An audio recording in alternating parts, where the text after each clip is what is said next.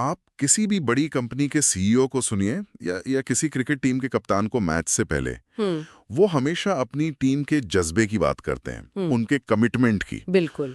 वो कहते हैं कि हमारे पास सिर्फ कर्मचारी या खिलाड़ी नहीं है, हमारे पास ऐसे लोग हैं जो इस मकसद के लिए कुछ भी कर गुजरने को तैयार है। सही बात है। और ये आइडिया आज जितना सच है उतना ही शायद आप मानेंगी 5000 साल पहले भी था। हाँ, शायद उससे भी ज्यादा।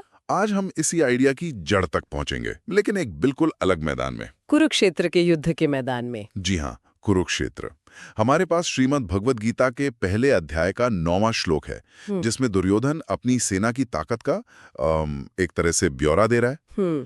और हमारी आज की ये जो गहरी पड़ताल है, इसका मिशन सिर्फ इस श्लोक का अनुवाद करना नहीं है, नहीं, बल्कि ये समझना है कि कैसे शब्दों का सही चुनाव, मतलब युद्ध शुरू होने से पहले ही, एक मनोवैज्ञानिक हथियार बन सकता है। तो श्लोक कुछ इस तरह है। अन्ये च बहवः शूरा मदर्थे त्यक्त जीविता नाना शस्त्र प्रहरणा सर्वे युद्ध विशारदा। अब पहली बार सुनने में ये किसी राजा की तरह लग सकता है जो बस अपनी फौज की गिनती करवा रहा है, एक लिस्ट की तरह। हाँ, एक लिस्ट जैसी। इसका सीधा साधा मतलब क्या बनता है? इसका सीधा और सरल अनुवाद है, और भी बहुत से शूरवीर हैं जो मेरे लिए अपने जीवन का त्याग करने को तैयार हैं। अच्छा। वे सभी तरह तरह के अस्त्र शस्त्रों से लैस हैं और युद्ध कला में माहिर हैं। तो जैसा आपने कहा, पहली परत पर तो ये एक सीधी सादी लिस्ट ही लगती है। दुर्योधन अपने गुरु द्रोणाचार्य को अपनी सैन्य ताकत का परिचय दे रहा है। ठीक है, ये तो हुई इसकी ऊपरी परत, लेकिन दुर्योधन ये बातें द्रोणाचार्य से कह रहा है। हाँ, वही द्रोण जिन्होंने पांडवों को भी शिक्षा दी थी, जिनके मन में कहीं ना कहीं उनके लिए एक नरम कोना भी था। बिल्कुल था। तो यहाँ सिर्फ जानकारी तो नहीं दी जा रही होगी, मतलब उसके शब्दों के पीछे कोई मकसद, कोई स्ट्रैटेजी जरूर होगी। बिल्कुल, और यही इस श्लोक को इतना दिलचस्प बनाता है। ये सिर्फ जानकारी नहीं, ये एक सोची समझी मनोवैज्ञानिक चाल है। अच्छा। दुर्योधन अपनी सेना की 3 ताकतों का जिक्र करता है, और जिस क्रम में करता है वो बहुत महत्वपूर्ण है। क्या है वो 3 ताकतें?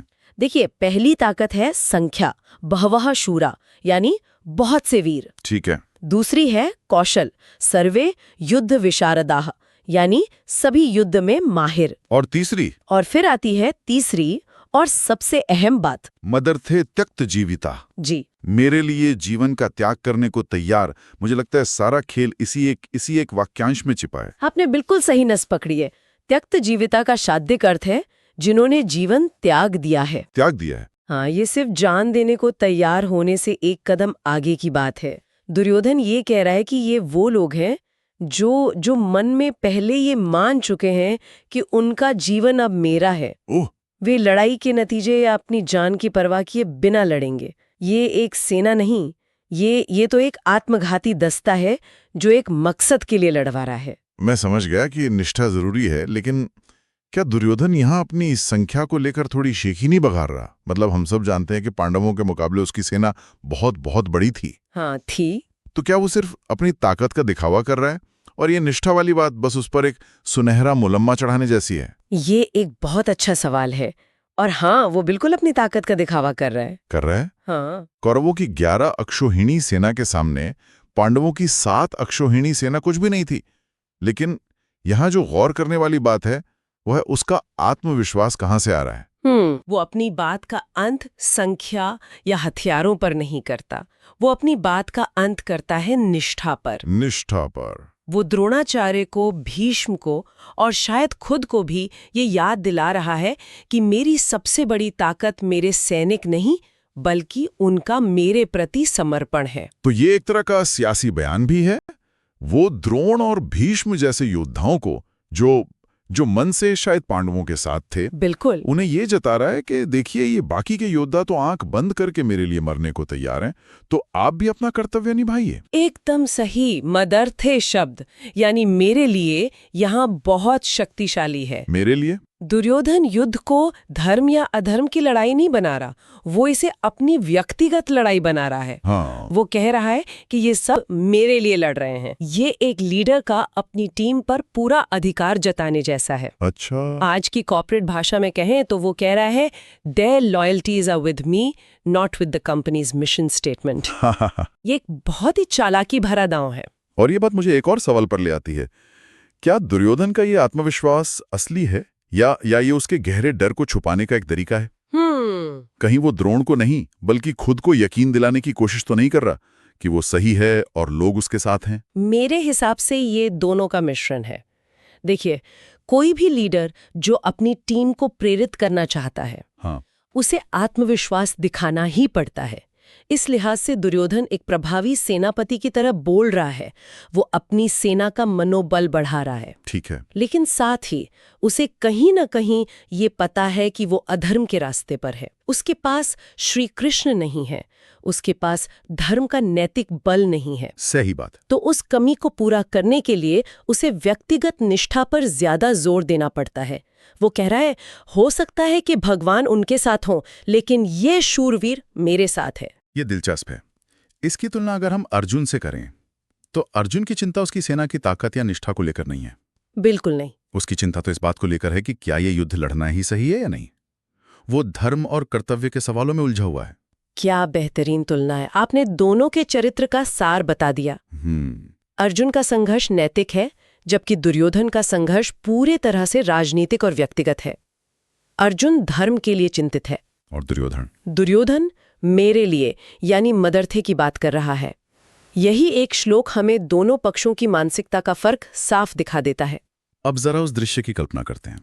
दुर्योधन जब ये बोल रहा है तो उसके सामने लहराते हुए ध्वज हैं, सोने के कवच पहने योद्धा हैं, घोड़ों की हिनहिनाहट है। पूरा माहौल। बिल्कुल। स्रोत में तलवारबाजों, गदाधारियों और धनुर्धारियों का जिक्र है। तो जब वो कहता है नाना शस्त्र प्रहरणा यानी अनेक प्रकार के अस्त्र शस्त्रों वाले, हाँ, तो वो सिर्फ हथियारों की सूची नहीं दे रहा, वो उन योद्धाओं की तरफ इशारा कर रहा है जो उन्हें थामे हुए हैं। बिल्कुल। बात कभी भी हथियार की नहीं होती, बात हमेशा हथियार चलाने वाले की होती है। एक तलवार या गदा तो निर्जीव वस्तु है। असली ताकत तो उस योद्धा के मन में होती है जो उसे चला रहा है। दुर्योधन यही कह रहा है कि मेरे पास न सिर्फ बेहतरीन हथियार हैं, बल्कि उन्हें चलाने वाले ऐसे लोग हैं जिनका इरादा चट्टान की तरह मजबूत है। और उनका इरादा है? उनका इरादा है मेरे लिए मरना। ये किसी भी सेना के लिए सबसे बड़ी ताकत है, जिसे आज की भाषा में फोर्स मल्टीप्लायर कहा जाता है। तो एक तरह से दुर्योधन अपनी सेना की आत्मा का वर्णन कर रहा है, ना कि सिर्फ उसके शरीर का। बिल्कुल। संख्या, हाथी, घोड़े, हथियार, ये सब सेना का शरीर हैं। लेकिन समर्पण, निष्ठा और एक साझा उद्देश्य, वो उसकी आत्मा है। आपने इसे बहुत खूबसूरती से कहा है। यही इस श्लोक का निचोड़ है। अच्छा। वो जानता था कि युद्ध केवल संख्या या तकनीक से नहीं, बल्कि इच्छा शक्ति से जीते जाते हैं। हाँ, इच्छा शक्ति से। और वो अपनी सेना की इसी अदम्य इच्छा शक्ति का ऐलान कर रहा है। तो अगर हम इस पूरी चर्चा के धागों को एक साथ पिरोएं और हमारे श्रोताओं के लिए एक मुख्य बात निकालें, तो वो क्या होनी चाहिए? मेरे ख्याल से सबसे बड़ी सीख ये है कि किसी भी समूह की असली ताकत उसके संसाधनों में नहीं, बल्कि उसके सदस्यों के साझा उद्देश्य के प्रति गहरे समर्पण में होती है। दुर्योधन हमें दिखाता है कि एक मजबूत क्यों, यानी हम ये क्यों कर रहे हैं, किसी भी क्या, यानी हम क्या कर रहे हैं, से ज्यादा शक्तिशाली होता है। सही बात है। भले ही उसका क्यों स्वार्थ से भरा था, लेकिन वो बेहद स्पष्ट था और उसने अपनी पूरी सेना को उसी एक बिंदु पर केंद्रित कर दिया था। ये एक ऐसा सिद्धांत है जो युद्ध के मैदान से लेकर ऑफिस के बोर्डरूम तक हर जगह लागू होता है। ये बात सोचने वाली है, एक मजबूत क्यों का होना। हाँ, और इसी से जुड़ा एक आखिरी सवाल मन में आता है जिस पर हमारे श्रोता विचार कर सकते हैं। बताइए। यदि एक सेना के लिए त्याग और निष्ठा उसकी सबसे बड़ी शक्ति है, तो हमारे अपने जीवन के महान प्रयासों में, चाहे वो हमारा काम हो, हमारी पढ़ाई हो या कोई व्यक्तिगत लक्ष्य हो, समर्पण का वास्तविक अर्थ क्या है और उस समर्पण को कैसे मापा जा सकता है? क्या ये सिर्फ ज्यादा घंटे काम करना है या फिर यह उस त्यक्त जीविता की तरह एक मानसिक अवस्था है जहां आप उस लक्ष्य के साथ इतने एकाकार हो जाते हैं कि असफलता का डर ही खत्म हो जाए? वाह! ये एक ऐसा सवाल है जिसका जवाब शायद हर किसी के लिए अलग होगा।